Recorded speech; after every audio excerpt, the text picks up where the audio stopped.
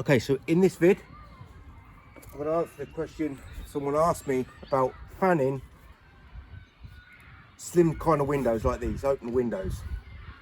Right, and obviously doing it in the hand. But first of all, I'm going to talk about doing it on the pole, because how I'll do it on the pole will resemble how I will do it in the hand. So we've got this soap solution, that is a good glide, and we've got no drips.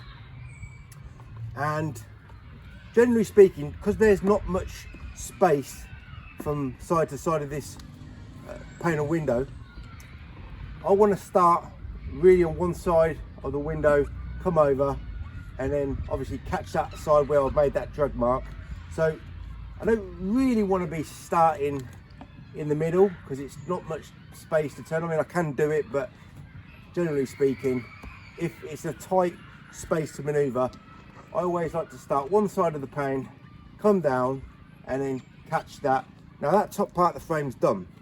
So the actual fanning technique is up and over, or like make small rainbow shapes. So when I go to these trade shows, I often see people on the pole, they're doing this, and it's just too exaggerated, too much of a turn, and obviously they don't know the best way of cleaning the window.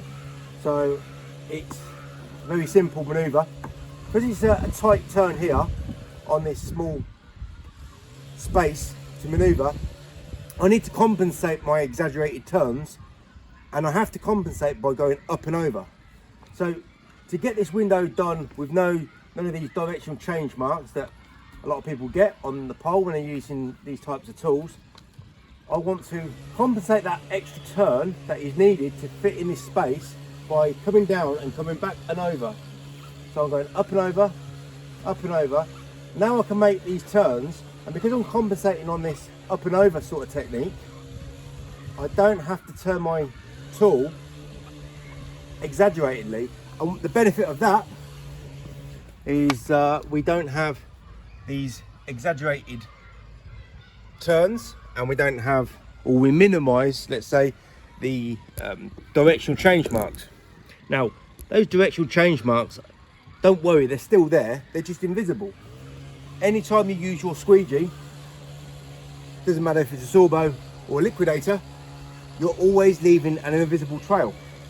So by the time you finish the job, the window should be clean and you don't see any change marks where your squeegee's been. But unfortunately, no matter where you walk, or no matter where you drive your car, or where you trail your squeegee, you're leaving an invisible trail behind. We just don't want it visible, especially after we finish the job. It can be there after 2-3 weeks or a few months. Then if it's there then, because it's highlighted by dirt, dust and sunlight, that's fine, you've done your job. They were fine when you cleaned them. That's why when you get dirty, you have a wash. And when windows get dirty, they need washing sort of on a regular basis. Otherwise, people would just stop washing, wouldn't they?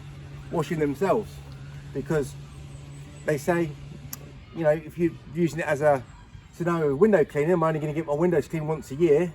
Well, imagine what it would be like if you didn't have a wash for a year. You wouldn't be very attractive. Right, so I'll start one side of this pane of glass, cut in, come down, come back in, and now we've done that top part, and then we're going down, up and over, down, up and over. And that down, up and over technique stops me from having to compensate on these exaggerated turn marks.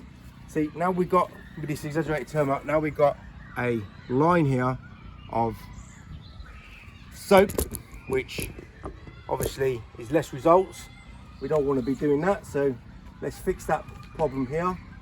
And down, up and over, that's what we want to be doing when we're doing thin windows on a pole. So what do we need to be doing thin windows in the hand? Well, we don't want to be making those exaggerated turns